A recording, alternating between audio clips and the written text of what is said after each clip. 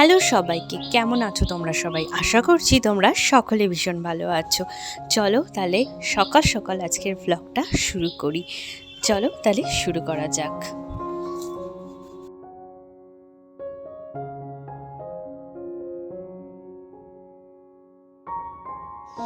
মা এদিকে সকাল সকাল উঠোনটা ঝাড় দিয়ে নিচ্ছে। মায়ের বাসি বাসন কোসন সব মাজা হয়ে গেছে, ঘরের কাজকর্ম হয়ে গেছে।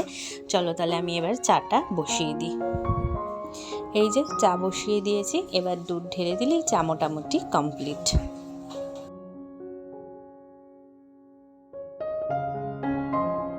আমার হাজবেন্ড উঠে গেছে, ওকে চাটা দিয়ে নেব, তারপর একটু রান্নাঘরটা পরিষ্কার করব, মানে নতুন রান্নাঘরটা। এই রান্নাঘরটা ইউজ হয় না, কিন্তু মাঝে মাঝে না পরিষ্কার করলে হয় না। এই রান্নাঘরটা না পরিষ্কার করলেই হয় না, জানো তো। এখানে খাবার টাবার রাখা হয় তো এঁঠো হয়ে থাকে, ওই জন্য আমি পরিষ্কার করে নিচ্ছি আর একটু ব্রাশটাও করে নিচ্ছিলাম। তো এক কাজে দু কাজ করা আর কি।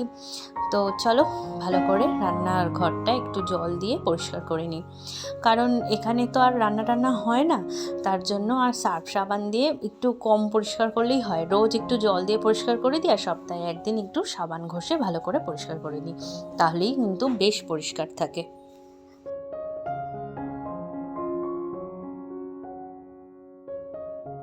রান্নাঘরের টাইলসটা যেহেতু একটু কালো, এর জন্য মানে নোংরাটা চটজলদি বেশি বোঝা যায়। সাদা জিনিস কালো জিনিসে কিন্তু নোংরাটা একটু বেশি বোঝা যায়।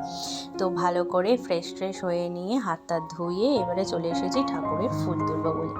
ফুল তুলে গোপালকে রেডি করে একদম ঠাকুর সাজিয়ে রেখে দেবো। বেলায় দেবো পুজো, আর সকালে গোপালের পুজোটা কিন্তু দিয়ে নেব। তার জন্য এই যে সাদা ফুলগুলো ফোটে, তো একজন দিদিভাই নামটা বলেছিল, আমি এখন ঠিক মনে করতে পারছি না নামটা। তো ওই ফুল তুলে নিলাম, আর এদিকে চলে এলাম সন্ধ্যা মালতী ফুল তুলবো। তো সন্ধ্যা মালতী ফুল দেখছি এখন দিনের বেলাতেও টাটকাই আছে ঠান্ডার কারণে। তার জন্য এই ফুলও কটা তুলে নিয়ে তারপরে দেবো গোপালকে।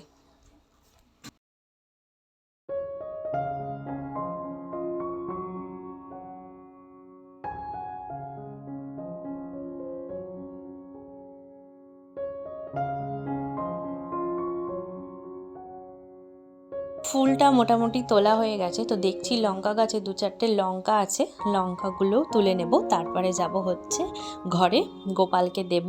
তারপরে দেখা যাক চাটা খাবো। কি কাজ আছে তোমাদের সাথে অবশ্যই শেয়ার করছি।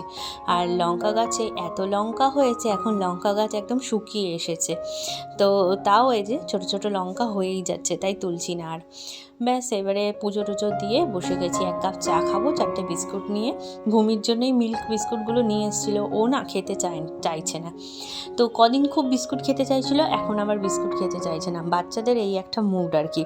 তো তার জন্য আমি ওর বিস্কুটগুলো আমি আমার ননদ মিলেই খেয়ে নিচ্ছি, কারণ মিষ্টি মিষ্টি বিস্কুট তো একটু। আর যেহেতু ভূমিকে চিনি টিনি মিষ্টি টিষ্টি খুব একটা খাওয়াই না, ওই জন্য মিষ্টি জিনিসটা খেতে চায় না। আর এদিকে বাবা দেখো ভাত বসিয়ে দিয়েছে। এখন তো ওর বাবার স্কুল চালু হয়ে গেছে, ওই জন্য একটু তাড়াতাড়ি ভাত করে নিচ্ছি। আর কাঁচা মানে কি বলবো, শীতকালে যে এত কাঁচা বেড়ে গেছে গরমকালের থেকে, সেটা আর বলার মতো নয়। আর আমি একা না পারি না, ওর জন্য আমার হাজব্যান্ডও এখন দুদিন ধরে হেল্প করছে। আর যেহেতু মানে দুদিন ধরে খুব ঠান্ডা পড়েছে, ভীষণ হাওয়া দিচ্ছে, ওই জন্য বাইরে আর কাচতে পারছি না, বাথরুমেই ধুচ্ছি। তো এই যে আমি কেচে দিচ্ছি পাড়িয়ে ভালো করে, আর ও ধুয়ে দিচ্ছে। প্রচণ্ড ঠান্ডা লাগছে এই জল ঘাটতে সকালবেলা, কি বলবো। আর খুব একটা সকাল এখন নেই, যদিও বা এখন 9টা বেজে গেছে। ও একেবারে জামা কাপড়গুলো ধুয়ে স্নান করে নেবে, ও যাবে স্কুলে, তার জন্য রেডি হবে। তো চলো এদিকে দেখো, আজকে হবে ভেজ ডালের রেসিপি কিন্তু তোমাদের সাথে আমি অবশ্যই শেয়ার করব। তার জন্য সবজি কেটে নিয়েছি, এখানে বিনস আর মটরশুঁটি আর গাজর কেটে নিয়েছি। একটা গাজর, 4-5টা বিনস আর বেশ কিছু মটরশুঁটি নিয়ে নিয়েছি, এতেই কিন্তু যথেষ্ট। আর এদিকে হচ্ছে পোস্ত হচ্ছে। তো মঙ্গলবার যেহেতু আজকে নিরামিষ হবে, তার জন্য আলু পোস্ত, এদিকে ভেজ ডাল, এদিকে হচ্ছে সকালবেলা হচ্ছে আলু সিদ্ধ মা দিয়েছে ভাতে, আর উচ্ছে পাতার বড়া। উচ্ছে পাতার মধ্যে একটা লঙ্কা ডলে নিয়ে হলুদ, বেসন, একটু হচ্ছে চাল গুঁড়ো দিয়ে ভালো করে যে কড়কড়া করে বড়া করে দিচ্ছে মা। আমরা সবাই খাবো, আর যে আলু পোস্ত খাবে। আমি তো আলু সেদ্ধ আর এই বড়া, গরম গরম বড়া ভাজা দিয়ে একটা লঙ্কা দিয়ে, ব্যাস আর কি লাগে, তাই না? সকালবেলার গরম গরম ভাত, সাথে একটু ঘি বা বাটার নিয়ে নিলেও কিন্তু মন্দ লাগবে না। তো চলো এবারে মা হচ্ছে বড়াগুলো ভাজুক, আর এদিকে ভাত রেডি করছে ওনার ছেলের, আর আমি এদিকে চলে এসেছি। আমার মাম্মা উঠে পড়েছে, বিছনাটা ফটাফট করে গুছিয়ে নেব। আমার ননদ আর আমি মিলেই গোছাচ্ছি। তো ও বলছে তুমি বিছনাটা গুছিয়ে দাও, আমি বিছনাটা একদম মানে ঝেড়ে টেরে তারপরে হচ্ছে বিছনাটা ঝেড়ে টেরে ঘর দোর ঝাড় দিয়ে দেবো। তাও লেপ টেপও গুছিয়ে দিল। এই দেখো, এই তো দুজন সাথী, আমরা দুজন মানে দুজনকে দুজনের বলতে হয় না, জানো তো, আমরা দুজনেই দুজনের কাজটা খুব বুঝে শুনে করে নিই। আমি যদি বিছনা তুলে দিই, আমি দেখবো ও ঠিক ঘরটা এসে ঝাড় দিয়ে চলে গেছে। তো এটাই হচ্ছে এটা আন্ডারস্ট্যান্ডিং। প্রত্যেকটা সম্পর্কে বোঝাপড়া আর আন্ডারস্ট্যান্ডিং থাকাটা ভীষণ জরুরি, জানো তো। যেটা স্বামী স্ত্রীর সম্পর্ক হোক, বাবা মার সম্পর্ক হোক, বাবা মার সাথে আন্ডারস্ট্যান্ডিংয়ের কোনো ব্যাপার নেই, সেটা হৃদয় দিয়ে আসে। আর স্বামীর সাথেও আন্ডারস্ট্যান্ডিং, হৃদয়ের সম্পর্ক তো থাকেই, তার সাথে একটু আন্ডারস্ট্যান্ডিং থাকাও কিন্তু জরুরি।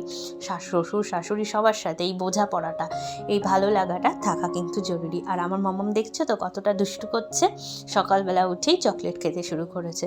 আর আমার হাজব্যান্ড একদম রেডি, প্রায় খালি শার্টটা পরবে, খেয়ে দিয়ে বেরিয়ে যাবে। তো খেতে বসে গেছে, ওকে একটু গরম গরম পোস্ত দিয়েছে, আর এই যে বড়া ভাজা দিল মা, উচ্ছে পাতার বড়া, এই দিয়ে ও খেয়ে যাবে।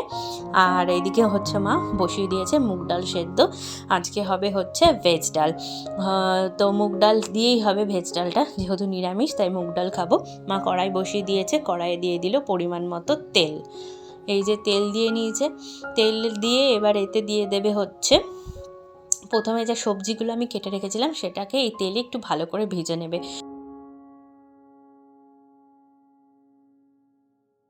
তোমরা চাইলে ঘি দিয়েও ভাজতে পারো, যেহেতু মুগ ডাল একটু গ্যাস হয় তাই ঘিটাকে অ্যাভয়েড করলাম, এই সাদা তেলে ভেজে নিলাম। তো এই সবজিটা ভালো করে ভেজে নিতে হবে, ভেজে আলাদা করে তুলে রাখবে।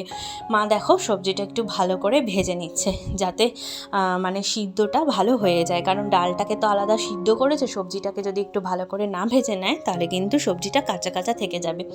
বাদ বাকি তেলের মধ্যে আর একটু তেল দিয়ে তাতে কিন্তু দিয়ে দেবে দুটো শুকনো লঙ্কা ফোড়ন, দুটো তেজপাতা আর একটু জিরে। তো দেখো তেলটা কিন্তু বেশ গরম হয়ে এসছে, এবারে মা দিয়ে দিল এতে শুকনো লঙ্কা তেজপাতা। এবারে শুকনো লঙ্কা তেজপাতাটা ভালো করে একটু ভাজা হয়ে গেলে এতে দিয়ে দিল মা পরিমাণ মতো জিরে দিয়ে এবারে বেশ কিছুটা আদা বেটে কিন্তু মা এর মধ্যে দিয়ে দিল।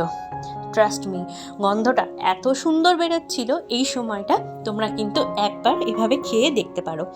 তো ভালো করে আদাটা ভেজে নেওয়ার পর যে ডালটা আছে সেটা কিন্তু মা দিয়ে দেবে।